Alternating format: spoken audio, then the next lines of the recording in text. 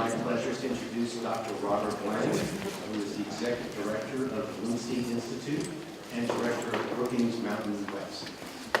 He is a nationally recognized authority on urban growth, economic development, and popular dynamics, including the interplay between politics and growth in the American West.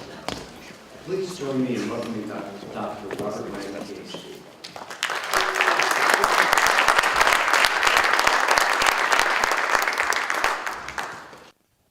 Can you hear me? It's a small audience, so I'm going to do it from down here, okay? I hate being up on stage.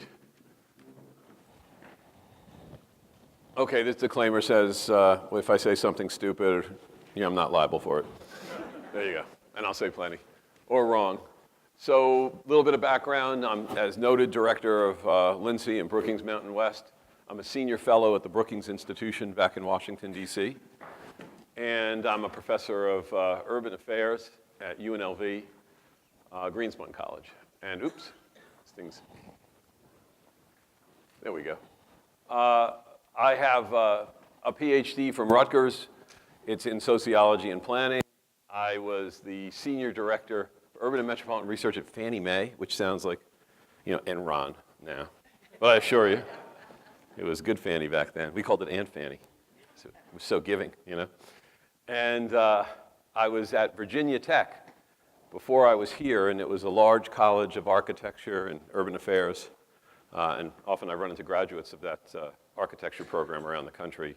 One of the graduates, Dan Van Epp, who's out in Las Vegas, was a graduate of the building construction part of that college. So what's in this talk? Demographic projections to 2030 and somewhat beyond. The analysis of the generations. We're in the current generation right now is Generation Z. We're in process on one of them. And where people will live in the country and at what kind of scale of metropolitan growth you'll see. We'll also, I'll note, no matter what changes in terms of elections or policy, we're going to be a lot more diverse. And you'll see that statistically. It's just cooked into the system because the youngest Americans are the most diverse Americans. So if you just left everything in place, age alone would change the demographic profile of the United States. So it's, if you look at a region like this already, it's majority minority. If you go 0 to 5, it's tremendously diverse. So the younger you are, the more likely you are to be non-white. The older you are, the more likely you are to be white. The oldest people are the whitest people. And like by each increment down, so I'm in my late 50s, I'm 58, I'm in a generation that's substantially more white than the US as a whole, but even ahead of me, it's more white still. We're going to be in very large clusters, I'll argue, and I've done a lot of research on. And the two are related because the diversity in the country is in large regions like Las Vegas or Southern California or the Front Range of the Rockies or even the Wasatch Front. My data comes from Woods & Poole. It's a consulting firm. I did a book in 2011 for the Planning Press and projected out the US to 2040 and the metropolitan scale. Those little dots are commuters, by the way, between Orlando and Polk County, Florida. It was an analysis of how commuting will change and how much regions like Tampa and Orlando will merge. And by the way, the whole Front Range of the Rockies right now, north of Castle Rock, not down to Colorado Springs, but to the Wyoming border. The census has that as one combined statistical area. Provo, Ogden, Salt Lake, they're together. Phoenix, Tucson's on its way, so that large-scale complex I'm talking about. You might have to change the slides for me. I'll just say change. This thing's malfunctioning. Could you just toggle it? Oop. Stand by. Well, I could tell a joke. So, is it coming back up? It's going to take a minute. Oops. So this is what happens when you become reliant on technology. It gets worse and worse. Well, to advance where I was approximately, I'll say, what I'm about to do is go into the cohorts and the different generations. And just to let you know that when you hear baby boom and generation this and that, that's all made up stuff. That's not from the census. That's marketers who realize that there's common experiences among people who've been through, say, the Great Depression and World War II together, or grew up in the post-war years, or grew up in the late 1960s forward and so on, and that you can cluster them into there's been about 13 generations since the founding of the Republic. You know, there was a lost generation in the late 19th century that, you know, fought in World War II. There was, you know, the settler generation and so on. So where we are now is the so-called, you know, the famous millennials. They're done. They already exist as a generation, and there's no more, you know, children being born. In fact, we're most of the way generationally through Generation Z. I have a son who's in that generation. They, you know, this is the millennials are the complaint of so many people because they seem, you know, to have a sort of advanced infantilism for their age range is some of the charge. You know, people who don't want to drive cars and so on.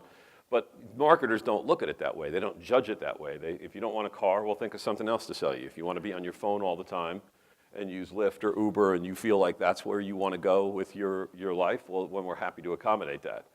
And, you know, the generation size and scale and influence change. That, you know, by the way, the biggest generation is not the baby boom. It's actually the millennials. And the reason is twofold, that the baby boom itself was large, and even in its replacement through the millennials, had just lots of children. Plus, there was a change in immigration law in 1965. So through the mid-20th century, immigration was very restricted from 1924 forward. In the 1920s, it was decided that Southern and Eastern Europeans were polluting Northwest European whiteness because they had misshapen heads and things like that, you know, and other such sundry issues. So the Congress and the president acted for very strict, you know, this is after Ellis Island. This is after, you know, New York is teeming with immigrants and so on. When New York's teeming with immigrants in 1910, 97% of them are white under today's definition. Whiteness, by the way, is defined as anyone who was, you know, ethnically from the Caucasus, you know, Caucasian.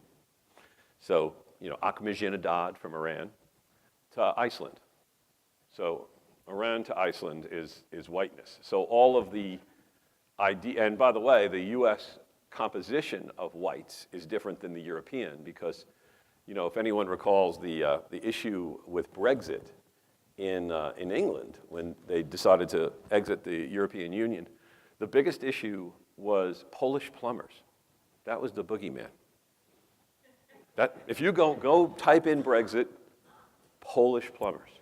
Polish plumbers freaked out Great Britain. All the plumbers suddenly were from Poland. And, you know, they're taking our jobs. They have, you know, they're different. They're eating pierogies, you know. This is something so gone in the United States that we couldn't tell you who was a Polish plumber because we don't keep data on white ethnic breakout because it is irrelevant due to intermarriage. In other words, Northwest Europeans ended up so intermarrying, and much to the dismay of people like, McCarran, who's got his name on the airport, who hated Southern and Eastern Europeans and spoke poorly of them. In fact, he fought with Truman in regard to whether or not such Europeans could be a suitable refugee post-World War II. In the beginning of the Cold War, Truman's like, we're going to probably have to be letting people in from countries where we are the sponsors and things don't go well. And that would happen in Vietnam and Cuba and so on. So, you know, if we are sort of committed to their freedom, as the U.S. defined it, and they fall to the communists, we're going to have to accommodate. So we're going to have to change the 1924 Act to include a significant amount of refugees. And McCarran wrote him back and said, you don't understand. Eugenics tells us that we have too few Nordics and Alpines and too many Mediterraneans and Asiatics. And we're at a tipping point where the white population is going to be so intermarried with Southern and Eastern Europeans that they're simply not going to be, you know, capable of managing a complex society and doing all the things and running a Cold War and all that, to which Truman was like, you're out of your mind. This is a new era. You're like actually fighting 1900s battle. We've moved on, you know, later on, Levittown, places like that, would change considerably the dynamic to where the idea of pan-European whiteness is a taken-for-granted reality in the United States.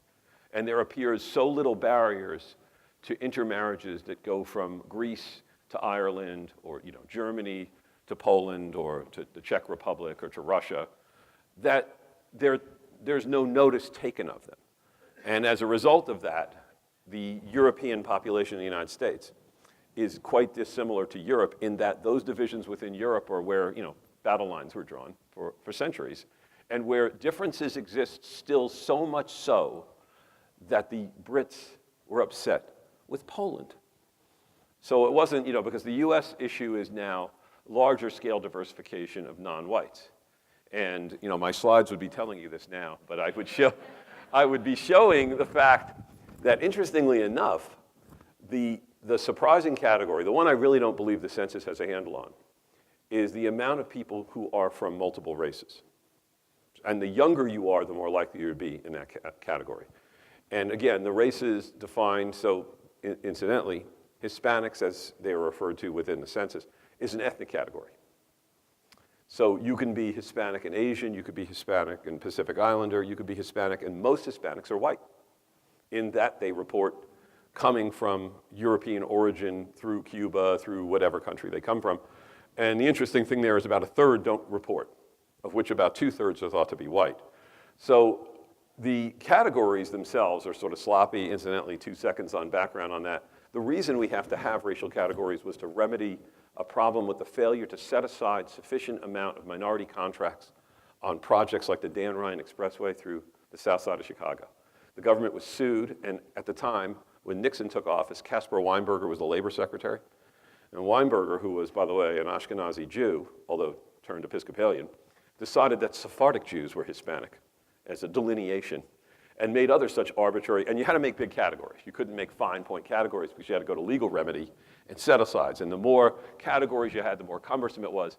So when they did this, they recognized that these categories change. And by the mid-21st century, what you'll see is that a very large share of American citizens may be white, may be Hispanic white or non-Hispanic white, but also include other racial background, so a quarter or half. And that'll be a pretty common thing, so that these categories which we're operating under now are not for all time and all place. In other words, they are as flexible as the early 20th century categories, where very careful records were kept on who was Irish and who was German and who was every European origin, so much so that it became an obsession of the federal government to the point where exclusion was done specifically to countries that were seen as non-assimilatable into the American scene.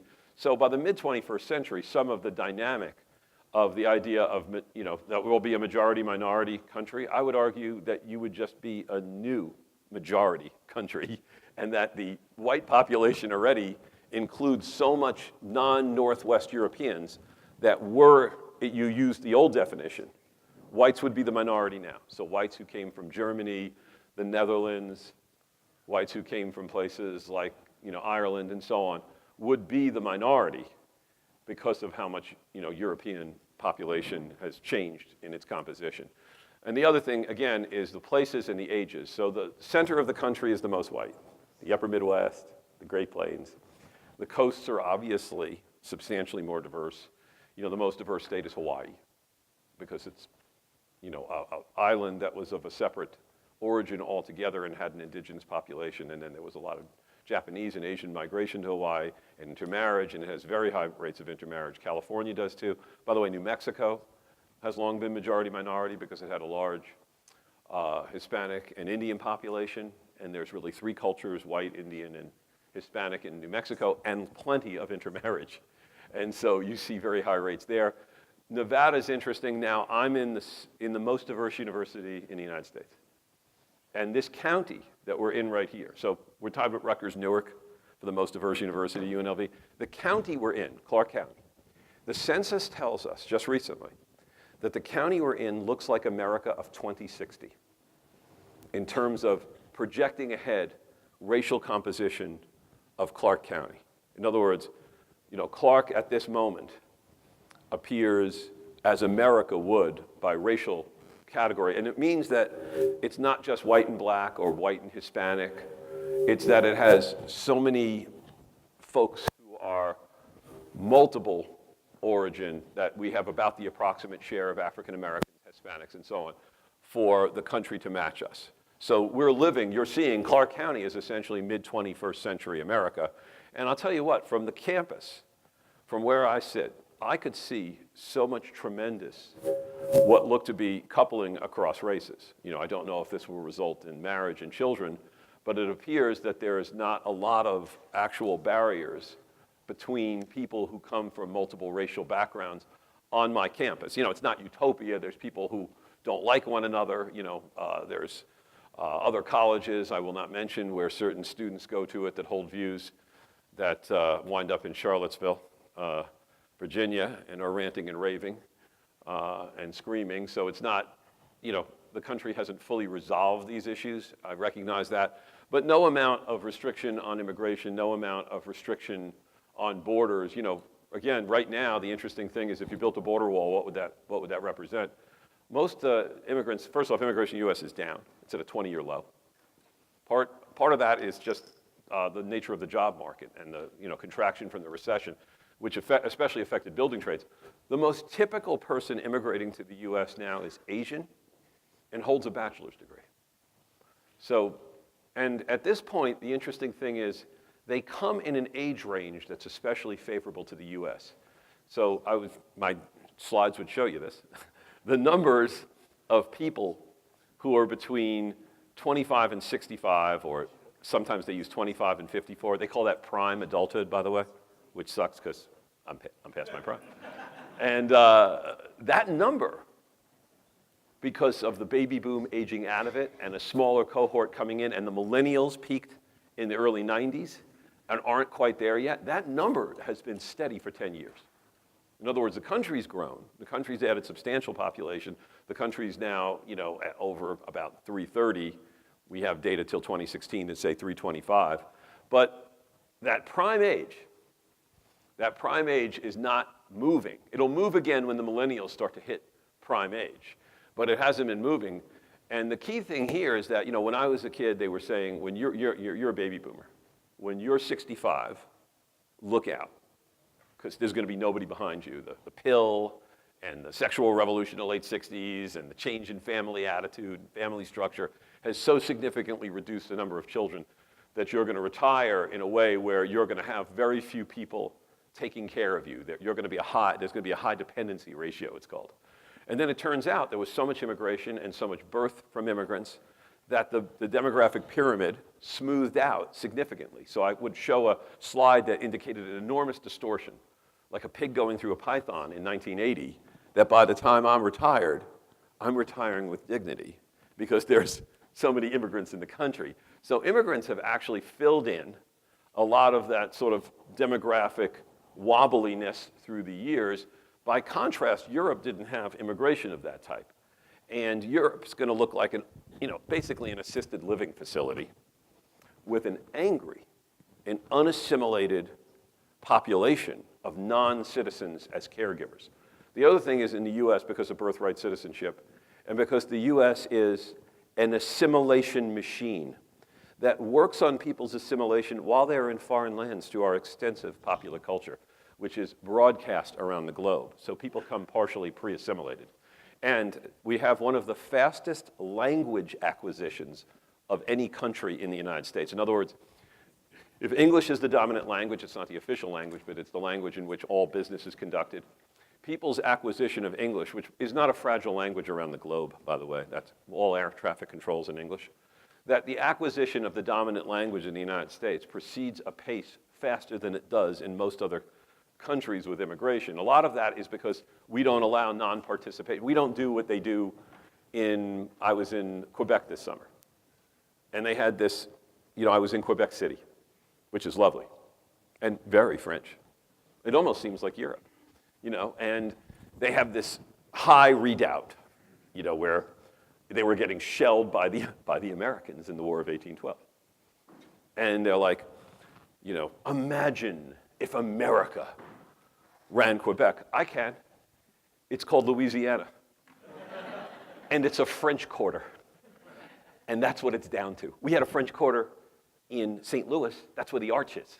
They took that whole thing out. That's famous for urban renewal, in that you lost what would have been a significant historic asset, which we would never do today. But from the lessons of things like, Penn Station in New York and other horrific losses of significant historic architectural items out there, that the loss of that French quarter was significant. The point is here, we're not shot. We're not Canada.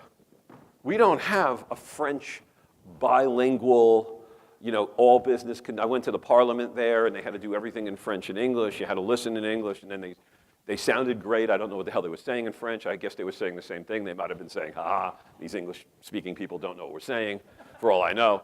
But the point is, in the US, it would all be in English. And that the US is not shy about this. There's this notion out there that, oh my God, we're so weak, we're so feeble. No, it's the opposite. Go ask the Canadians.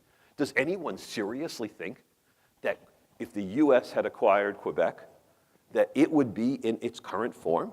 Does anyone think the US would have allowed the French population of Quebec to have sustained, they would sustain French culture, they would have French tradition, there would be French food, there would be a French quarter of old Quebec. Do you think that that provinces, if it was the state of Quebec, would transacting business in French and English? My guess is English. The point here is that the US has been successful in drawing in most of its immigrants into the mainstream of American life, to where they're participatory in the economy and contributing significantly, in part because the US is not exactly a sort of fragile state that is shy about the imposition of its dominant, hegemonic, or whatever you want to call it, ethos. And so the US has successfully assimilated massive waves of immigration, and the US continues to do so.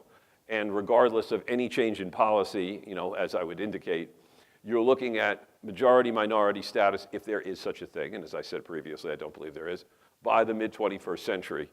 And the other thing in the mid-21st century is that the age is older, but not nearly as old as it was projected originally to be. So we're getting older. And the parts of the country we're living in are actually some of the youngest parts. The Bureau of Labor Statistics has really weird divisions. They insist on the part of the country that I'm from, which is the New York metropolitan area. You might have heard it in my accent. That area is called the Mid-East instead of the Middle Atlantic states in the Bureau of Labor Statistics. And they do weird things like they chop the Rocky Mountains into 3 pieces. So Nevada's in with the Pacific. Arizona and New Mexico are in with Oklahoma and Texas. And then the northern Rockies are on their own. So when they do this data analysis, you don't see the youth of a place like Nevada because it's partly taken out by the Oregons and Washingtons.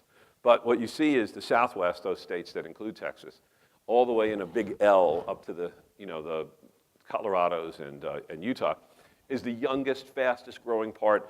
Most significantly, it's adding, and I could have shown that, it's growing and booming in prime age. The actual heart of the workforce, 25 to 55 to 65, prime age. There are parts of the country that have not seen any growth in that, like the Midwest. There's parts of the Midwest where their peak in prime age, in terms of the share of population and the actual physical numbers, was 1999, 2003, and they're just getting bigger because old people have phased out of prime age and will die. They'll take a crash at some point.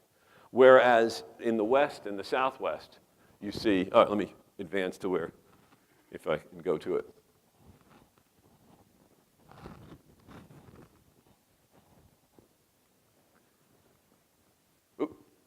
This shows actually that we've even had a peak. This is births by year in the period of 07, right before the recession. You had the peak of Generation Z. The peak of the Millennials is actually the early 90s. There's an issue in terms of cities. So cities have been booming with Millennials. Millennials have a proclivity towards city living, although it's not quite city living. It's a mix of amenities that appear more commonly in cities. It's not the city per se. And the issue is, have we hit a peak with those people entering the housing market and providing the sort of, lift to cities? And the answer to that is yes, we are at their peak. And so it's going to go down from there. It'll go into a valley that's not deep and then get back into Generation Z. Will have even bigger numbers. Because Generation Z, if you can look at just where that is, will be the largest generation when it's complete, which is 2020. So it's 3 years away. Let me go. Oops. It's stalled out. I suspect this talk may not function, so I'll move on to the conclusion and take Q&A. Oh, okay, if you're going to have to do it for me. So keep going. Let's speed along. Oh, just go back one. I just want to show one thing. After I say speed along, I turn around and say, go back one.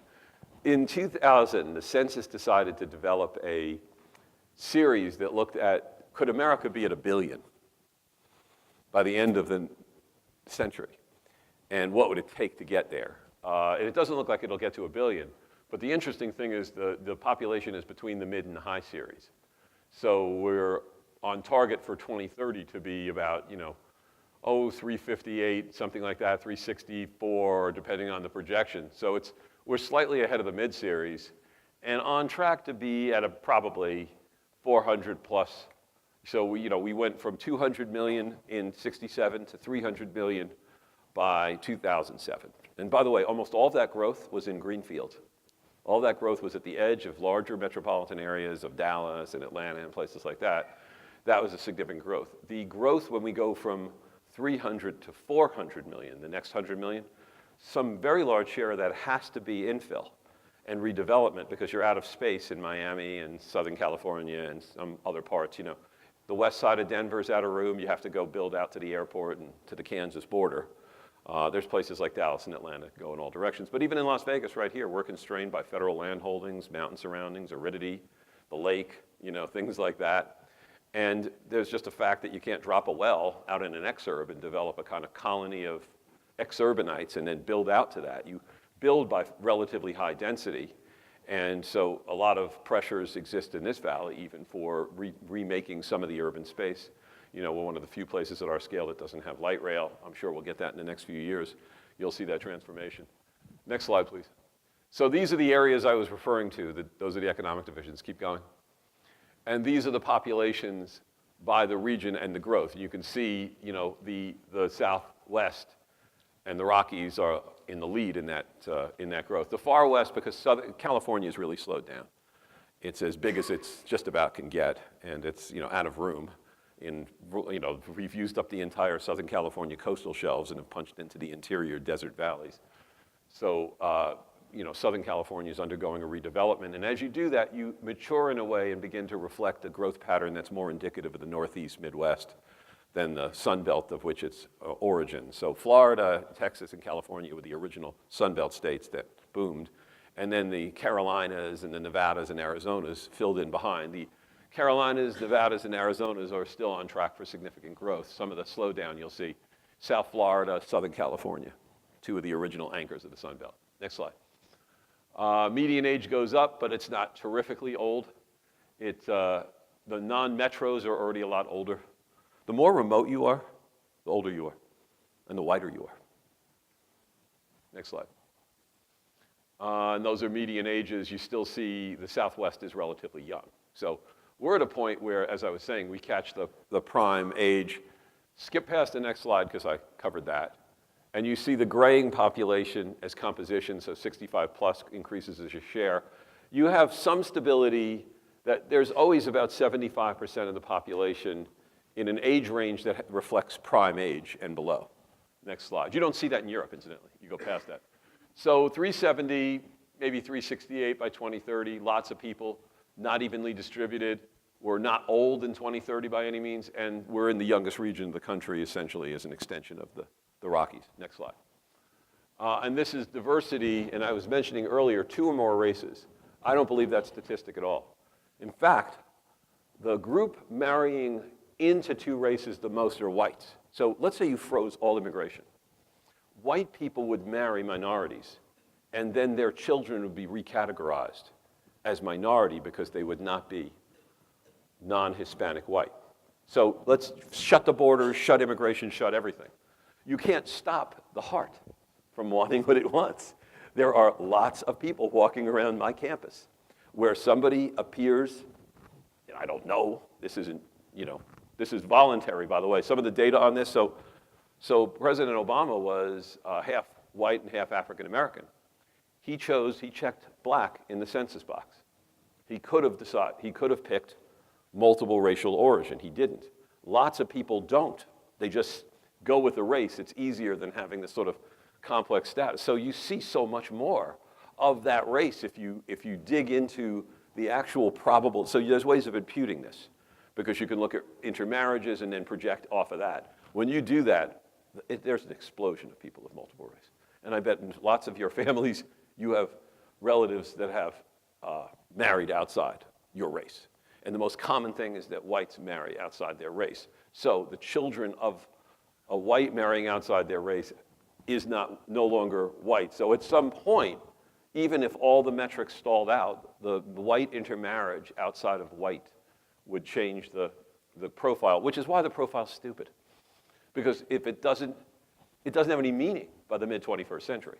It's not stupid in that it's reflecting today's current social structure and racial and ethnic dynamics, but you can't project that ahead and assume it just like you couldn't out of the early 20th century. Who knew that, they'd build Levittown and that, people from Italy and Greece and so on and Russian Jews would marry, Germans and, Brits and so on. That wasn't projected either.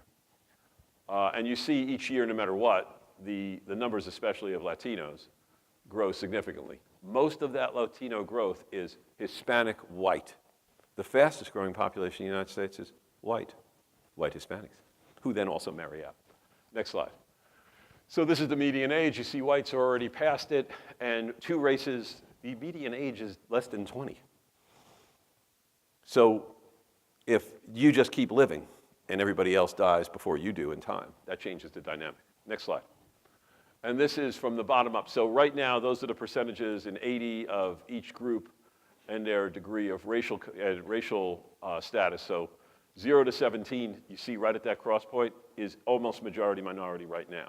And in time, even, there's a strong growth in minority composition of people 45 to 64 and so on. Next slide. And this is just at the state level. So in 80, hardly any states except maybe New Mexico and Hawaii have majority minority status. Today, you see the southern Rocky Mountains really affected by this, from Texas to California.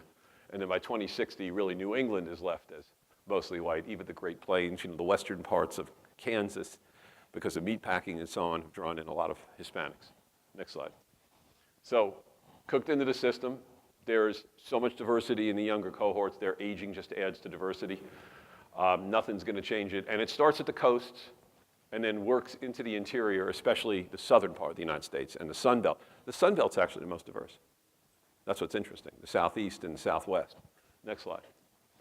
And then finally, this is the last section of the talk, and I'll go to Q&A. So where do we live? Well, I argue that these large complexes, which even cluster into bigger areas like the Texas Triangle, are where about 2/3 of people live right now in just about 23 of these. And that going forward, you're looking at 70 and then 75% growth of the whole country in just that space, in just those counties. And it's, they're significant in that they're all over the country and they're pretty large scale. But there's so much of the US that won't develop. Well, parts of the US that do develop are in relatively modest size space. Next slide. This is just the USA Today took my research and did a weirder little map of it that drew it out better. I didn't think graphically in these terms. So it's the same map, but it just shows how small a space it is. I thought this really highlights how small a space it is in relative terms to the whole continental US. Next slide. And just next slide, keep going, these go in sequence. So the large regions are merging. You're looking already at South Florida, say, is all one, not even combined statistical area, but metropolitan statistical area, which means you have 25% commuting or more, which shows high economic integration. So the whole basis of a metropolitan area is commuting. Because if you commute to a job and then you go back to a county and you lose a job in the core county, the housing market, the retail market, everything else in the county from which you commute from is deeply affected. And there are counties like in Las Vegas, the leading employment in Pahrump is hospitality. They work here. They come over the hill and they're economically tied to us. So is Mojave County, Arizona, is the same status, that it is literally connected to us through a combined statistical area.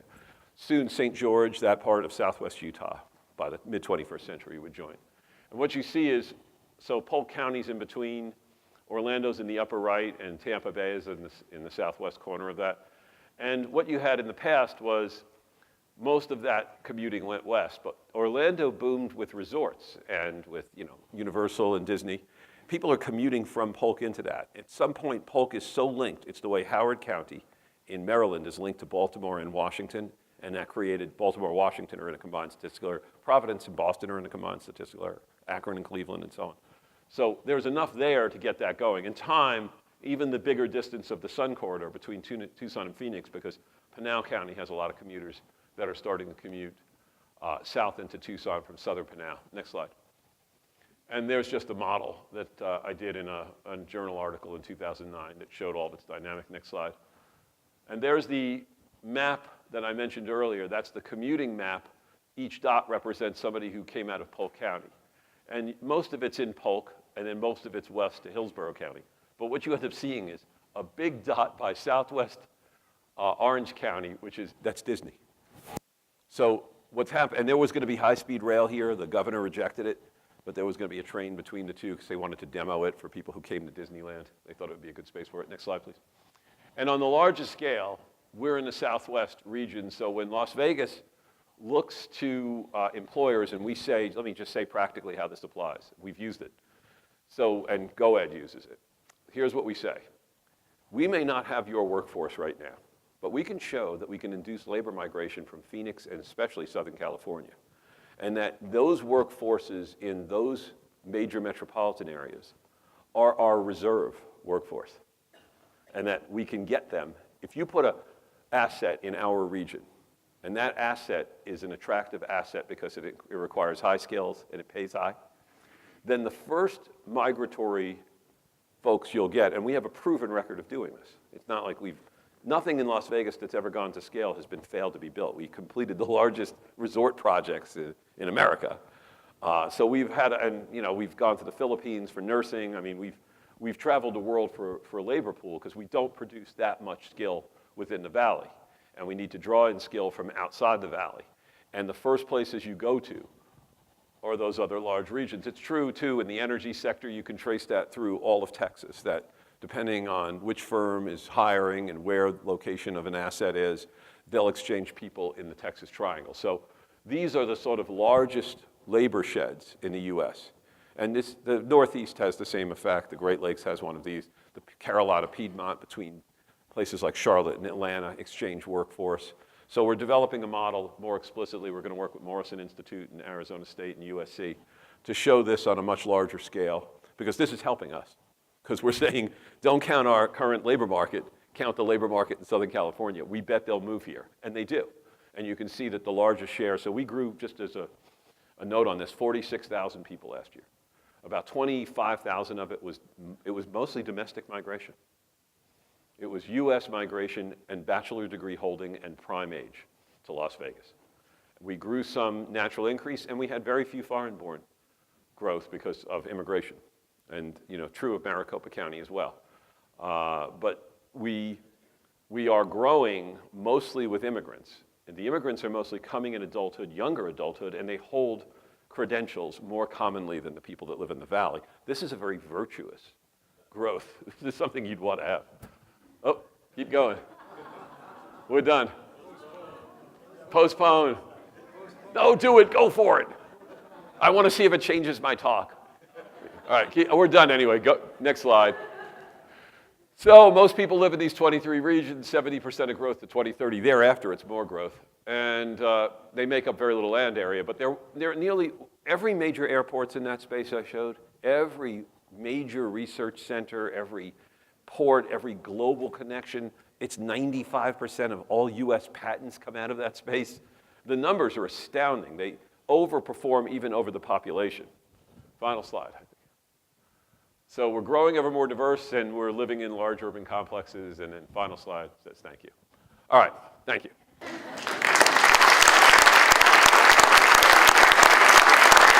I toughed and bluffed my way through most powerful. I teach a lot. I teach tonight even. So, I could bluff my way through anything. But I hope I hit all the points. Questions? Yes? You didn't speak about how availability of water might impact that growth, particularly when I think of Clark County. Well, yeah. I mean, it's a problem. There's too much water in some parts of the country. I could think of Southeast Texas. My line on that, by the way, is Texans aren't afraid of Mexico. They're afraid of the Gulf of Mexico. They don't want a wall. They want a seawall. And when you say that in Texas, there's a lot of nodding heads out there, because Texas trades heavily with Mexico. So then there's aridity problems. Yeah, the Colorado as a supply is, due to global climate change projections, seen as scarcer. Now, There's countries that have gotten away with less water, like Australia and Israel, and have done it in a way more efficiently. So, you know, a place like Las Vegas has retrofitted itself to be about as water stingy as it could possibly be. You know, it's torn out its grass. You know, remember something else about Las Vegas. We dug in under the lake. Now, if that lake dries up and goes to what's called dead pool, which is at 15% of the lake's capacity, it no longer flows over the turbines and doesn't generate the electricity, which doesn't affect us because we don't get any of it. It goes, the electricity from that dam, so, you know, Las Vegas uses about 3% of that dam, of that lake, rather. That's about what we use. If you go to that lake and you bring a guest along and they say, you know, I brought people there from California, like, geez, your water supply's down. I'm like, it's your water. See that little cove over there? That's our water. We recycle every bit of it. We dug in underneath.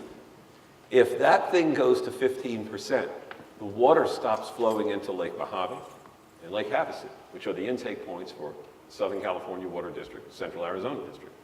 We only use 3%. We're left with 15%. Las Vegas never runs out of water, ever. But we'd be under really strict, you know, water use because they'd want to build it back up so it could make energy to push the water into California. And well, the other thing is I've been in conferences where they're like, how could you possibly be out here? Why? This place is so far from the water. We're the closest to the main supply of the West. We're in its watershed. California's not in its watershed. You know who uses more than us? Wyoming. You know who uses Salt Lake City. You know who uses more than us? Albuquerque. They have to pump it over the Continental Divide to Denver and Albuquerque. They're not even in the watershed. And it goes underground to us and doesn't evaporate. It's that when you drive to Phoenix, you keep crossing over these open pit evaporative, and you see this in California as well. We are the closest to the lake. And they're like, well, you had no earthly reason of being here. What does Las Vegas mean in Spanish? The meadows. We're here for a real reason. It's an oasis. When Anne Margaret was dancing with Elvis, we hadn't touched the lake yet. That was all off Charleston. We have our own little mini Colorado supply, orographic lift, pound snow into those mountains. And it dripped down into this fertile little valley, and that's why we got the train. Water is why Vegas is here. It was a water empire in a dry part of the country. It's the opposite of the story, the exact opposite. And now the privilege is this. We spent over $1 billion, tunneled our way underneath the largest water supply in the West, which is in large-scale peril, depending on climate change. However, our position is pretty secure. We'll never run out of water. You know who could run out of water? Atlanta. They almost did. They were almost down to subdivisions getting water trucks in them. Here's why. It's all stone underneath. No aquifer. And Lake Lanier is not even their lake. They just put little taps right into it and started using it. That lake's needed for water coolant downriver for nuclear power. And then it's supposed to provide the fresh water to a brackish estuary in Florida. Oops. Where all the little fishies are dying because they got too much salt in them. So Atlanta, but then what happens is every so often a storm comes through and Atlanta grows another 1 million people. So it's not just the western US, it's the southeast as well, situationally. And in the West, I'd say the sobriety and discipline of the environment has produced much greater concern in advance. So we believe you can run out of water here. Just look what happens if you don't water something in the valley, and unless it's in that nice part of the aquifer. So yeah, it's a risk there's sustainable issues across the whole US. I don't think South Florida's numbers will come in anything like, by mid-21st century, parts of South Florida could be deeper into global warming than, say, this part of the country.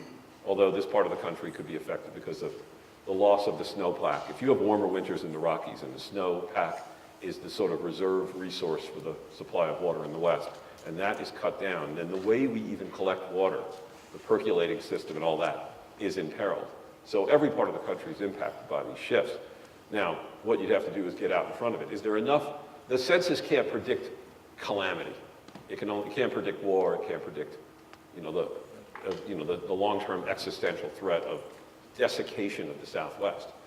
But it could show you, as things stand now, based on some of the drivers, and that regions, they have this basic model. Regions that grow tend to stay growing, in the way they model stuff. So when Vegas lost its growth because of the severity of the recession here, when it recovered, Vegas was counted out as dead. Phoenix was dead. They're two of the fastest growing. Orlando was dead. They're three of the fastest growing regions now again. And then one of the things when we talk to people who look to come to Vegas, they say, you'll grow too. We believe if we put jobs there. So one of the problems in Reno is they've got more jobs than people that they just grew. And people are commuting from California and they're living in the dormitories at UNR because it's not a growth-ready town. It doesn't develop. There's more housing under development on, St. Rose Parkway, just off that, in Henderson than there is in all of metropolitan Reno. In fact, Henderson outpaced last year. Henderson grew twice as much as all metropolitan Reno, which added 8,000. Henderson grew 16,000. Henderson alone outpaces Reno, and it's not even the biggest city in the valley. Next question. Anyone? Yes? Your comment about UNLV being the most diverse university, is that based on any recognized federal? U.S. News World Report. And by diverse, they don't mean white and black or white and Hispanic. Diverse means that you approximate the share of those populations currently in the United States. So Rutgers, Newark, UNLV, and one other school that I've never heard of is tied. But that other school is interesting because it's internationally driven. So most of it is that they have international students as opposed to domestic students. And it's drawn from parts of the world that, like Latin America and Asia, that end up matching up against the current demographic mix in the United States. So it ends up looking diverse. It's almost a statistical artifact, but that's the data they have. The data is self-reported by the schools. So yeah, UNLV was third. It's crept down the list. UNLV will probably stand alone based on the demographic mix of just Clark County and the fact that so much of Clark County contributes to UNLV's student population. And then even the Californians and Arizonans are coming out of diverse counties. So yeah, UNLV is diverse like that. And if I guess U.S. News World Report isn't definitive. They have their quirks statistically, but it's an effort at just capturing that. And I can certainly see it on campus. I mean, when I was at Virginia Tech, I was up in Northern Virginia and Alexandria, Virginia, but I was the department chair across Blacksburg in the southwest part of the state, which was deep in Appalachia and the north. We used to call it Bleaksburg, by the way. It was very cold in winter, very forbidding, very Blue Ridge Mountainy. And Blacksburg was really white. And I would notice the difference between the Washington Metro. And even compared to Northern Virginia, this region seems more diverse. And I mean diverse in that it reflects about the shares of what you'd see in the U.S. as a whole, but more so. Not as the U.S. in a whole in 2016 or 17 or 20, but the U.S. as a whole in 2050 or 60. And so if you're freaked out about the mid-21st century America, if you live here, you're in the mid-21st century America. My joke is Reno's 1960, we're 2060. We'll prove that at some point. No, just, yes. How does the development of the I-11 corridor affect metropolitan areas like Arizona? Well, it is the last link in the interstate system. So in the 50s, when they planned the interstates, they used the 1950 census. And Las Vegas was too small to be considered for a connection. Phoenix was big enough, but Las Vegas was too small for a connection. At that point, by the way, the westernmost playing baseball team was in St. Louis. It's a very different America. So the West kind of got screwed in that its growth would come after the U.S. had decided what its transportation network would look like. So that piece was left out. It's a road now that was developed originally under the Works Progress Administration under Roosevelt, and it's a 2-lane highway. Through parts of it, it's been substantially upgraded. And we've asked for designation for it. It's our second, for Las Vegas, from where we are, the second leading land transport city to us is Phoenix after LA and on to Mexico beyond. So it would help substantially integrate the Phoenix and Las Vegas exchanges of labor and goods. It would complete a redundancy to some of the pressure. It would take some of the pressure off Southern California because there's ports that might develop in that western part of Mexico that would relieve Southern California ports, and they would have access to a road through Sonoma, Mexico, up to, Sonora, Mexico, up to, Tucson, through Nogales, and then on to us. And Arizona wants to get connected to I-15 as a corridor. And we want to get connected to I-40. Our share is fine. We got the federal government to pick up most of that. It was one of the last earmarks for about $300 million. And then the problem is Arizona needs its space built. You could do it, by the way, for about $900 million. You could go Phoenix to Vegas without a light, 4 lanes all the way. But at Wickiup and places like that, people could turn right onto the road. The issue is, do you build a road at if you look at I-15 to California, there's whole full ramps that cost a fortune as Zizek's Road. Who's ever gotten off at Zizek's Road? It's also the least, you've gotten off at it's the least successful film of all time, my son told me, in that it made $30 in box office revenue. It's called Zizek's Road. And that was like in the 60s, when the federal government was picking up 90% of the tab, the road to LA included bridges to nowhere, from nowhere to nowhere, over the highway with full ramps. It's hard to pay for that. It would be like $2 to $2.5 billion to complete that. You need a bypass around Kingman, you need a bypass around Wickenburg, and you're good to go.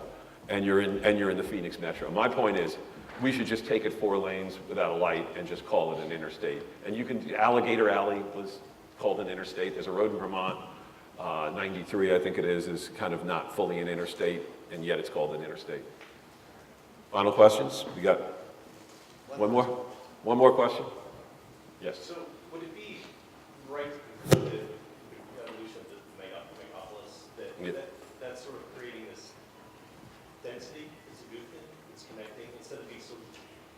Well, it's funny because it's creating nodes of density that are then connected. So while you're seeing what looks to be unlimited sprawl, there's intensification of development in older suburbs, north out of Dallas or north out of Atlanta or the west side of LA. So what you're seeing is a lot of urban space is being remade into a quasi-urban space, a lot of suburban space, first and second generation suburban space is being remade into a kind of infilled, mixed use, mixed tenure, multi-capacity, transit-linked space. And at the same time, because of the nature of technology, people can commute much greater distances than they could in the past because they don't have to be at work every day. They got to be at work one day a week or they never get to be vice president. Because people won't send things over technology that are the scuttlebutt of an office that requires your physical presence or you won't hear what's going on. So you have to be within the region, but you could be 100 miles away. I used to see this with college faculty.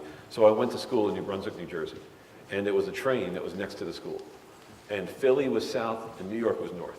And lots of my faculty lived in New York and Philadelphia and had gone to Penn and Columbia, actually, and were graduate students and then stayed in New York and got jobs at Rutgers and just showed up 2 days a week to teach classes, and they did research from home, and they were there enough time because college faculty were in advance of what you now see in sales and technology jobs where so much of it is done remote. I mean, that's why we see an explosion in third places like Starbucks, because so many people are footloose and they get so bored at home, they'll just sit in Starbucks, especially if they're younger, and just to see people and work at a table.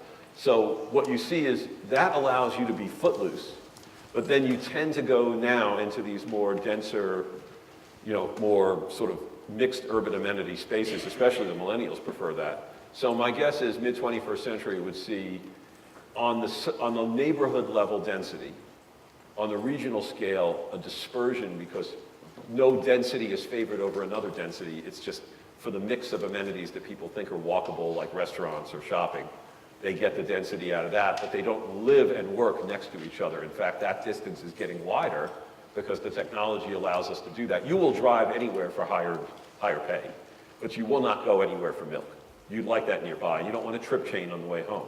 So you're starting to see a preference for that kind of, lifestyle center. By the way, we used to have malls that were enclosed.